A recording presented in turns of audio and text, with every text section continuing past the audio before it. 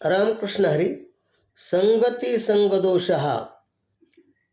तर होतं काय की जंगलामध्ये मेंढ्या चारत असताना आणि एका धनगराला की नुकत्याच व्यालेल्या एका सिंहिणीचं छोटं असं पाडस पिलू सापडतं आणि तो त्याला उचलून घेऊन आणि आपल्या कळपामध्ये घेऊन जातो आणि त्याला दूध पाजून लहानचं मोठं करतो. आणि ते मोठं अगदी मोठं होतं, परंतु त्याचा पूर्ण वासा त्या धनगराच्या मेंढ्याच्या कळपात फिरल्यामुळे आणि तो स्वतःला सिंह असून सुद्धा मेंढा समजू लागला.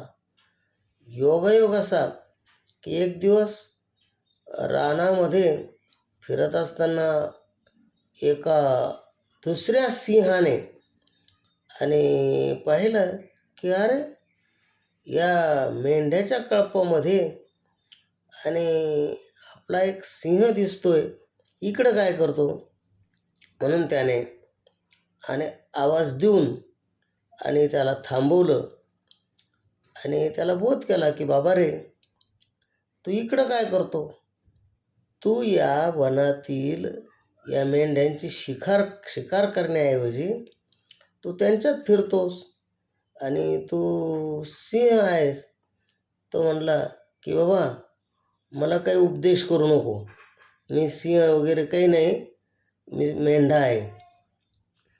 आणि त्याने पुष्कळ समजावल्यानंतरही त्याला काही ते पटेना, कारण की त्याचं पूर्ण आत्तापर्यंतचं आयुष्य त्या मेंढ्यात गेलं होतं आणि तो काय ऐकेना. मग त्यावर त्यानं सांगितलं, हे बघ, त्या मेंढ्याकडं बघ आणि माझ्याकडं बघ, तुला फरक दिसतो का? त्यांची शेप आणि माझी शेप, त्यांचं शरीर आणि माझं शरीर, आणि अशा प्रकारे तर तू दिसताना माझ्यासारखा आहे म्हणून माझा जातभाई आहेस, लक्षात ठेव. तो कुठंतरी थोडं हे पटलं, पण तो म्हणाला याला आणखी काही पुरावा. त्यावर त्या सिंहानं जवळच असलेल्या एका तलावाजवळ त्याला घेऊन गेला आणि त्या तलावात सांगितलं की यामध्ये डोकून पहा. त्यानं पाहिलं तर त्याचं स्वतःचं प्रतिबिंब. म्हणे आता बघ, तुझं दिसणारं ते प्रतिबिंब आणि मी सारखं वाटतो का? तो म्हणला हो हो. मग त्याला ते पटलं आणि त्यानंतर तो म्हटला की आता आपण वनात निघून जाऊ. अशा प्रकारे तो वनात निघून गेला. माझा दृष्टांत संपला. यातून सिद्ध काय करायचं की आपण जे काही लहानपणापासून आणि जो बागडतो किंवा ज्या संस्कारात वाढतो, त्या संस्काराचा आपल्यावर हे झाल्यामुळे आपण स्वतः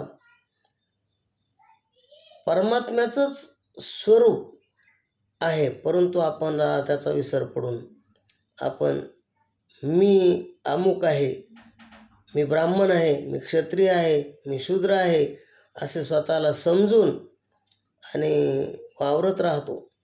परंतु ज्यावेळेस एखाद्या ब्रह्मव्यक्तीची आपणास योगायोगानं भेट व्हावी आणि त्याने आपणाला समजून सांगावं आणि त्यानंतर आपल्याला कळावं की आपण स्वतः भगवंताचे अंश आहोत आणि त्याच्यानंतर सावध व्हावं. तद्वत्तेनेप्रमाणे यातून हे सिद्ध होतं. आणि म्हणून की माणसानं सावध झालं पाहिजे. सावध झालो. अशा प्रकारे रामकृष्ण हरी.